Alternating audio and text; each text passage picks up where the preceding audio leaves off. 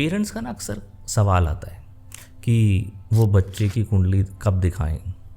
तो मैं ना अक्सर उन सबको यही बोलता हूँ कि होता क्या है ना, 12 से जो 16 साल होते हैं किसी भी बच्चे के या किसी भी इंसान के, वो उसके प्रिमिटिव ईयर्स होते हैं। उसमें क्या होता है कि इंसान की जो पर्सनैलिटी है, चाहे वो फिज़िकल लेवल पे हो, चाहे वो उसकी इंटेलेक्चुअल लेवल पे हो, चाहे वो उसकी इमोशनल ग्रोथ, वो ड्यूरिंग दिस टाइम हो जाती है। और कहते हैं ना, इस टाइम पे पर्सनैलिटी एक कंक्रीट पर्सनैलिटी बन जाती है और फ्यूचर के अंदर फिर उसको मोल्ड करना, उसको चेंज करना काफ़ी डिफ़िकल्ट हो जाता है।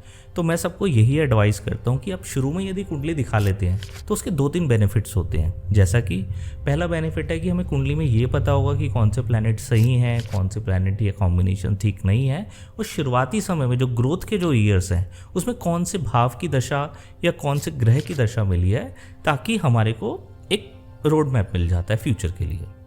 दूसरा इसके अंदर एक बेनिफिट ये होता है कि मान लीजिए जो प्लैनेट हमारा सपोर्टिव है या जो कॉम्बिनेशन हमारा कुंडली के अंदर सपोर्टिव है, तो हम बच्चे को उसी तरीके की हॉबीज़, उसी तरीके की करिकुलर एक्टिविटीज़ में डालेंगे। तो कहते हैं ना कि स्टार्स जो है हमारे एक्शन से अलाइन हो जाएंगे, तो हमारी पर्सनैलिटी और बेहतर तरीके से निखर के आएगी। और तीसरा, मान लीजिए अगर कोई चैलेंज है भी, किसी भी वजह से है, तो अगर हम उसको स्टार्टिंग में एड्रेस कर लेंगे ना, तो उसके कॉन्सिक्वेंसेस हमारे को फ्यूचर में देखने को नहीं मिलेंगे।